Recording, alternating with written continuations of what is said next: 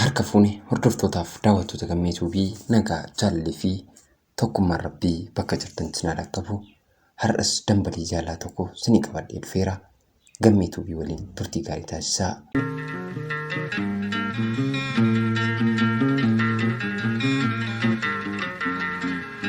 Eessaa akkan jalqabuun beeku wanta kamuu kan dursu garuu nagaa waan ta'eef nagaan kiyya lafatti jirtutti waan hundumaa keessa darbee tulluu bahee galaana ce'ee lafa ati jirtutti yaada qabu san qofa miti.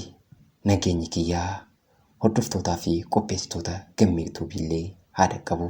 Itti aansuudhaan harmee koo tan akka lubbuu kootti jaaladhu harmee kiyya nagaa keetii ani ilmoo kee nagaadha. Dhagaa anaaf jettee waan baay'ee agarte anaaf jettee gidiraa dhiphuu rakkoo maali mi'aa fixu dukkana jireenya ati anaaf jettee akkan nama ta'uuf wanta tingoone hin qabdu. Har'oo maal keessa jirta laata? Ani ilmi kee nagaadha. Kaleessaa akkan bakka guddaa barnootaasiif gahee barataa cimaa ta'ee lafatti yaaddu gahee gaafan guddadhe immoo mana natti ijaartee yookiin mana ijaarradhee akkan bultii ijaaree fuudhee dhalchee daa'ima koo qaqqabachaa daa'ima koo guddisuu barbaaddu natti himaa turte. Gonkumayyuu hin dagadhu waan ati naaf taate. Dhagaa wanti akka haadhaa eessa jira?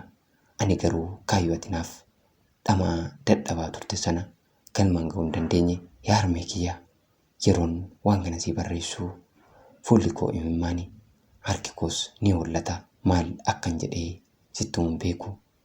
Rabbumaan garaa dhiifamaa akka ati naaf gootu siifaa kennu. Addunyaan kun waan baay'ee nama agarsiisti, waan baay'ees nama barsiisti. Ani karaa alkallattii yookiin qaxxaamuraati duroomee sii fi obbolaa kiyyallee dabalatee wantoota garaagaraa keessaa kanan baasu barbaade. Garuu ani sanatti milkaa'an jiru ittis hin milkoofne.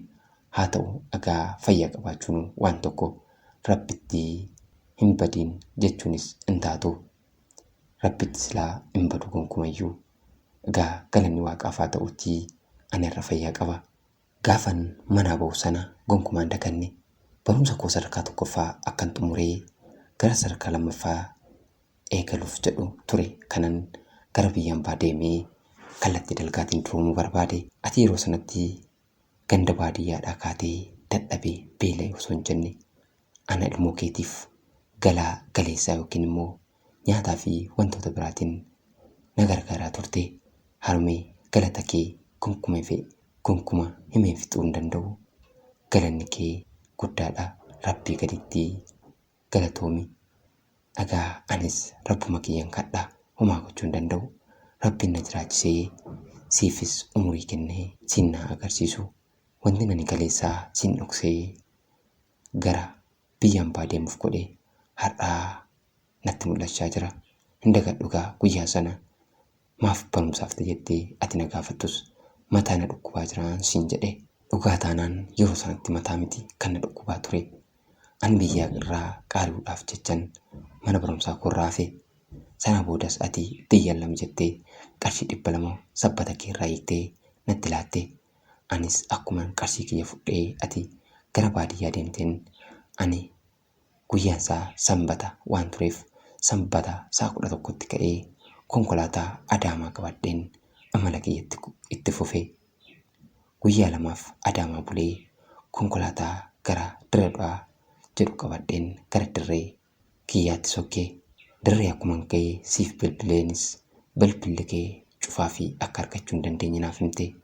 Yeroo sanatti ani dubbachuu hin dandeenye baay'een gaddee. Galgala isaa siif bilbileen yeroo nanis itti dubbadhu ati natti dubbachuu dadhabnaan obboleettiin tiyya sarraa fuutee anatti dubbattee turte.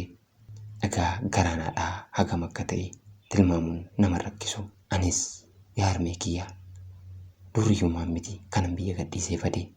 Maatii kiyyaaf of jijjiiruuf jedheen icciitii koos dhoksee gara biyya ambaa qaaree. Har'a immoo akka dhiifama naa gootee rabbiin naaf kadhattu balleessaa koo siif himaa xalaa kana siif barreesse. Ani ilmoon kee nagaadha. Dhagaa jireenyi jiru waan taateef hin tuffatamtu jedheen ture. Qabaachuus dhabuus biyya ormaati. Biyya ormaa kan beeku inuma beeka. Ani har'aaf yaada kiyyaa siif himee fixuu hin danda'u. Wanti inni keessa jiru baay'ee jibbisiisaa ta'us karoorriin gaafa duraa manaaf bahee Saawud Arabiyaa deemuuf ture.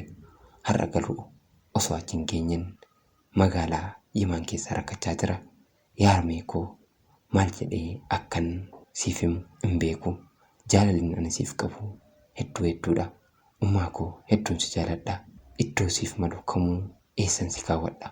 Waaqa uumaa taatee hundumaa naaf laatta. Daawwitii koo jettee of duratti na laalta. Yaa ummaa koo maali jaalala akkanaa qilleensa miti. Sombi kee garuu anumaan argana. Of biraan hin dhabdu. Halkan takkaa hin bultu. Sagalee koo dhabdu. Guyyaan ooltu. Daqiiqaaf sekoondii dhaani kanatti naaf bilbiltu. Yaa Rabbii hin dandeessa. Kadhaa koo dhaga'i. Umurii haadha kootis naaf dheeressi. Umurii irraa keessaa naaf kenniif.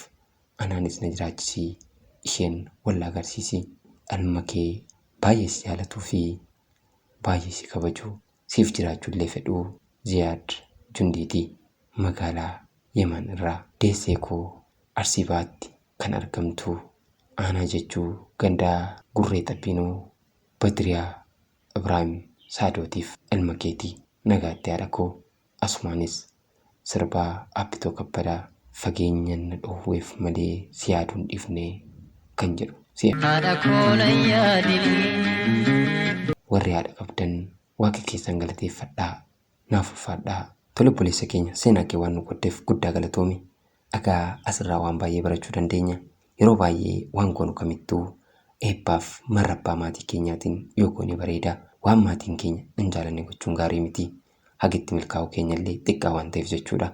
Maaliif garaa dhalaati yookiin garaa haadhaa garaa abbaa waan ta'eef garaan haadhaa gaafa namatti uffatu wanti gochuuf jiran sun namaallee milkaa'uu dhiisuu danda'a. Kanaaf waan goonu hundumaa haadha yookiin abbaa keenyaan mari'annee yaa goonuun dhaamsa kooti. Siinis yaa obboleessa kiyya Rabbi guddaan si jiraachisee harmee keellee umurii dheeressee si haa agarsiisu. Rabbiin gargar si hin fageessin. Har'aaf xumureera. Yaada keessan naaf qoodaa. Horaa bulaa deebanaa. Gammee Tuubiidhaa Oromiyaa irraa.